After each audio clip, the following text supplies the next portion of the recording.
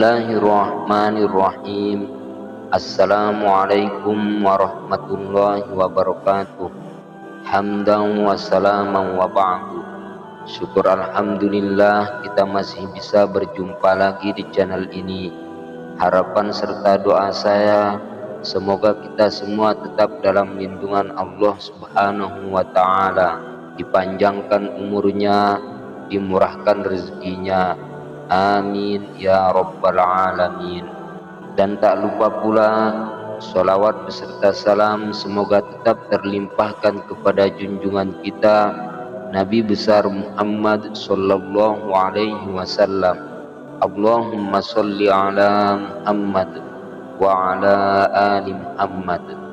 Pemirsa yang dirahmati Allah, Al-Quran sebagai kalam ilahi merupakan bacaan mulia yang menjadi pedoman bagi umat manusia untuk membedakan mana yang benar dan mana yang batil.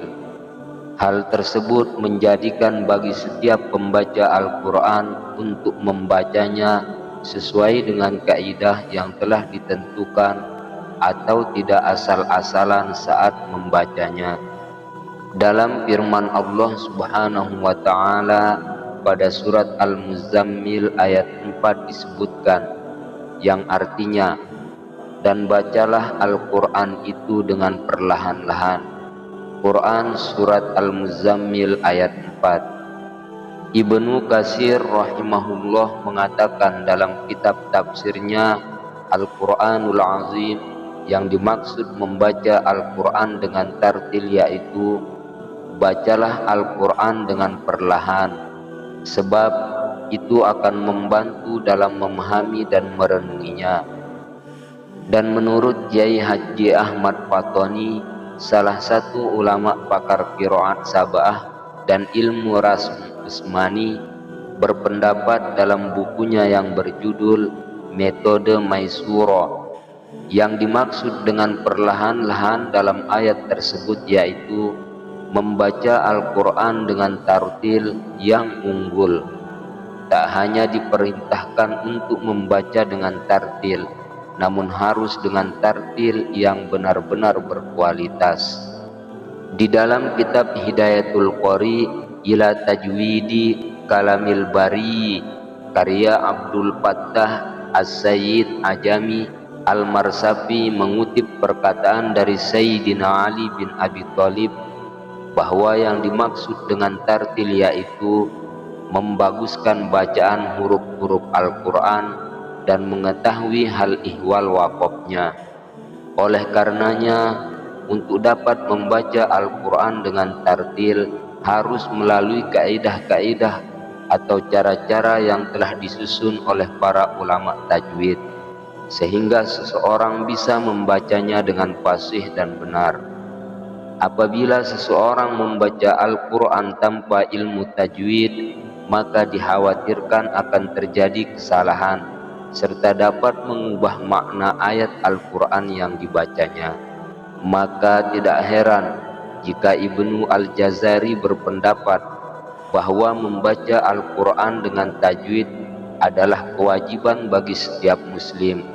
Hal ini ditekankan sebagai langkah untuk penjagaan terhadap keaslian Al-Quran itu. Lebih jelasnya beliau mengatakan dalam Manzumah Al-Jaziriyahnya yaitu membaca Al-Quran dengan bertajwid adalah hukumnya wajib.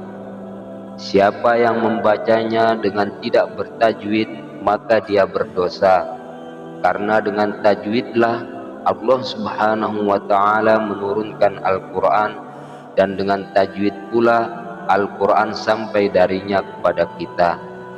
Pemirsa yang dirahmati Allah, adapun yang perlu diperhatikan adalah bagaimana hukum mempelajari tajwid dan hukum membaca Al-Quran dengan menggunakan tajwid.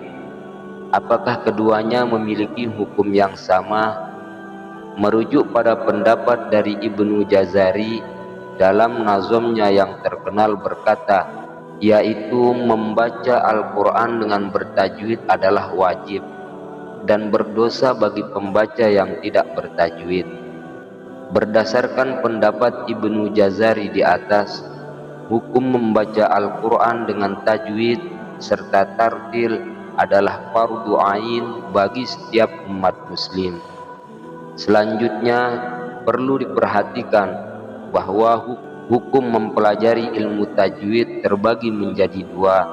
Yang pertama, hukumnya sunnah bagi masyarakat umum, dan yang kedua, hukumnya fardu ain bagi masyarakat khusus.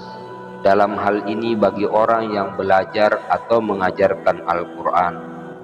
Oleh karena itu, di setiap kota atau daerah harus ada sekelompok orang yang mempelajari ilmu tajwid dan mengajarkannya kepada masyarakat setempat.